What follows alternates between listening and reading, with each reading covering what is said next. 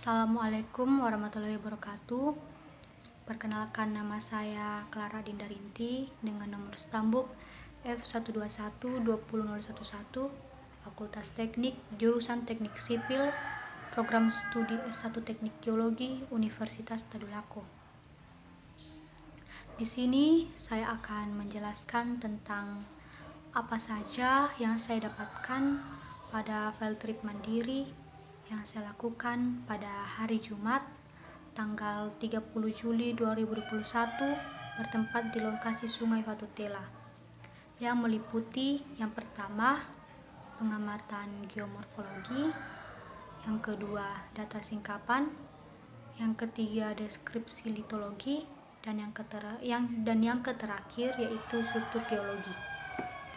Pertama-tama saya akan menjelaskan tentang pengamatan geomorfologi. Geomorfologi merupakan ilmu yang mempelajari tentang perubahan-perubahan pada bentuk muka bumi. Lokasi pengamatan yaitu di kawasan Sungai Fatutela. Keadaan cuaca cerah dengan koordinat 0 derajat 50 menit 40 detik lintang selatan, 119 derajat 55 menit 23 detik bujur timur.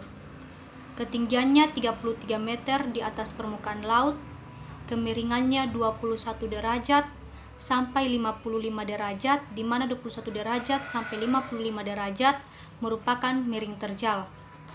Satuan geomorfologinya perbukitan dengan warna soil abu-abu dan tingkat pelapukan sedang. Vegetasinya yaitu pepohonan dan semak belukar, tata guna lahan, peternakan, sungai dan pemukiman. Tebal soilnya 0-3 meter. Bencana yang mungkin dapat terjadi pada lokasi tersebut yaitu gempa bumi dan bencana longsor. Tipe sungainya yaitu periodik. Sungai periodik merupakan sungai yang pada saat musim hujan airnya banyak, pada saat musim kemarau airnya sedikit. Erosi sungainya yaitu horizontal, lebar sungai 20 meter. Jenis litologi pada lokasi tersebut yaitu batuan beku. Selanjutnya saya akan menjelaskan tentang data singkapan. Pada lokasi Sungai Fatutela, vegetasi yaitu semak belukar dan pepohonan, tata guna lahan, pemukiman, sungai dan perkebunan.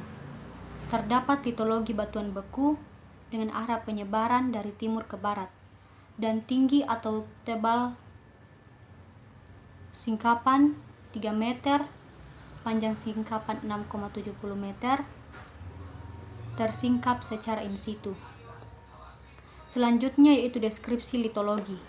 Untuk deskripsi litologi, jenis batuannya yaitu batuan beku, warna segar putih keabu-abuan, dan warna lapuk abu-abu. Teksturnya terbagi menjadi 3, yaitu kristalinitas, granularitas, dan fabrik.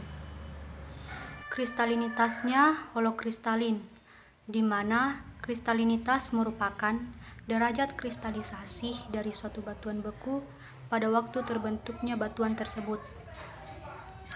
Terdapat 3 kelas kristalinitas, yaitu holokristalin, hipokristalin, dan holohialin. Holokristalin merupakan batuan beku yang dimana semua tersusun oleh kristal.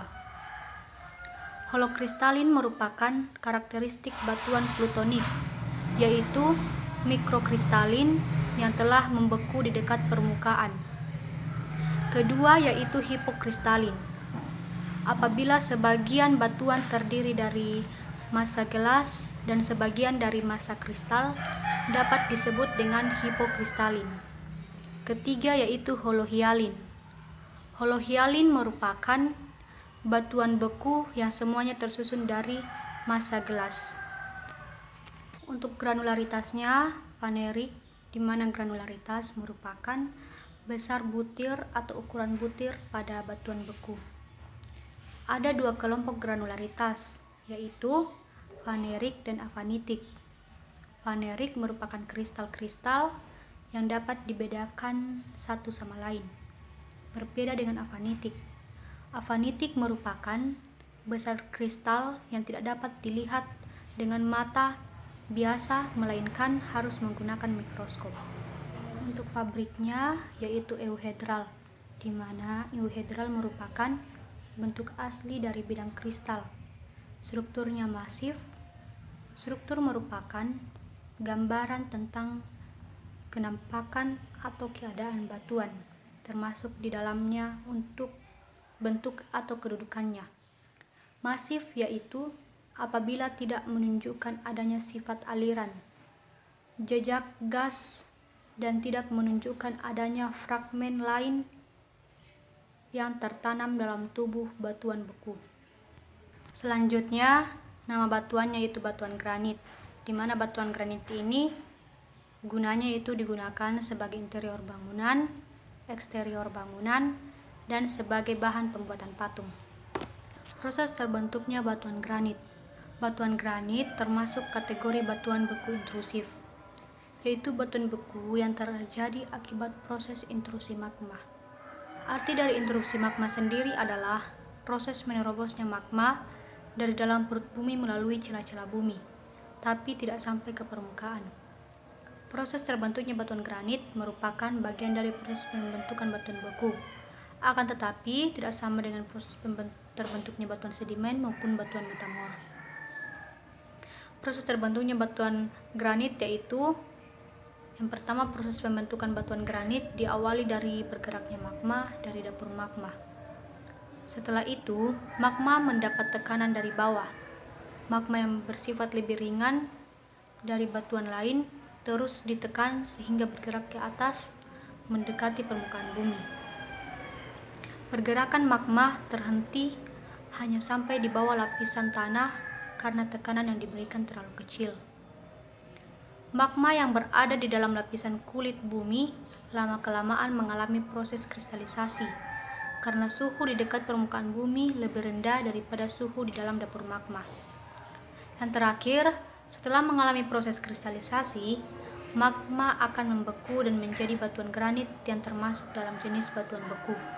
Yang terakhir, saya akan menjelaskan tentang struktur geologi. Struktur geologi merupakan bentuk-bentuk geometri yang terdapat pada kulit bumi yang terbentuk oleh pengaruh gaya-gaya endogen, baik berupa tekanan maupun tarikan.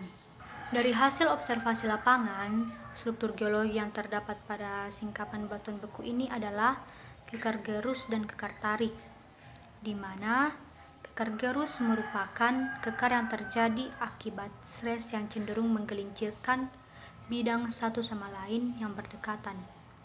Sedangkan kekar tarik merupakan kekar yang terbentuk dengan arah tegak lurus dari gaya yang cenderung untuk memindahkan batuan.